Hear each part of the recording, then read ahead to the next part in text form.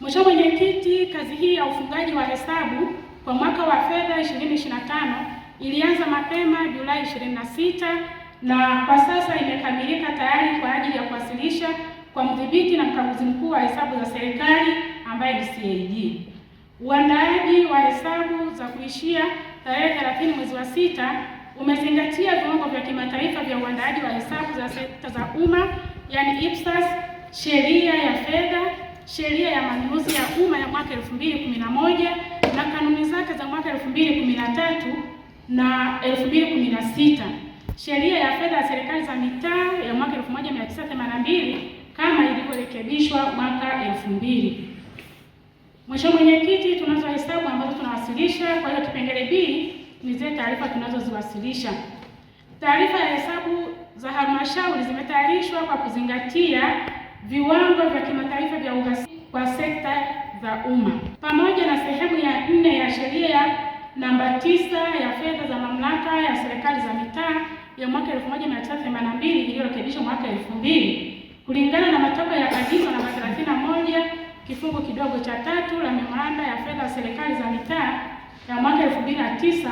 Halmashauri ya Buchosa imeandaa taarifa zifuatazo ambazo ndizo leo zinawasilishwa kwenye baraza kwa ajili ya kujadiliwa. Mimi naitwa Isaka Charles Mashimba, mwenyekiti wa halmashauri ya wilaya ya Buchosa. Tuko hapa kwenye kikao cha kufunga mahesabu ya mwisho wa mwaka. Kama ilivyo ada, kama sheria inavyotaka, tulikuwa tunatimiza hilo. Kikao hiki kwanza ni cha kisheria kwamba kila mwaka mwisho wa mwezi wa 8 kabla ya tarehe 31 hesabu zote za serikali za halmashauri ziwe zimefungwa, zimepitiwa na kufungwa ili kwa ajili ya kuendelea na ukaguzi wa CAG. Na ndio tukio la leo. Leo hii tumemaliza hilo tukio. Sasa hivi tunaruhusu sasa serikali ifanye ukaguzi wa CAG. Matokeo yake tutapata mwakani majibu ya serikali kwamba tumefanya vizuri au tumefanya vibaya, na eneo gani tumefanya vibaya, eneo gani tumefanya vizuri. Kwa hali halisi kwa kweli mimi 100% na imani sisi tunaibuka kidedea. Kwanza tuna rekodi sasa hivi ya mfululizo wa miaka mingi tunapata hati safi. Lakini temu hii tumefanya vizuri sana, hata makusanyo yameongezeka. Tumeongeza makusanyo zaidi ya milioni 600 zimeongezeka ndani ya nje ya bajeti. Kwa tuko vizuri, miradi mingi tumetekeleza. Mimi sina mashaka.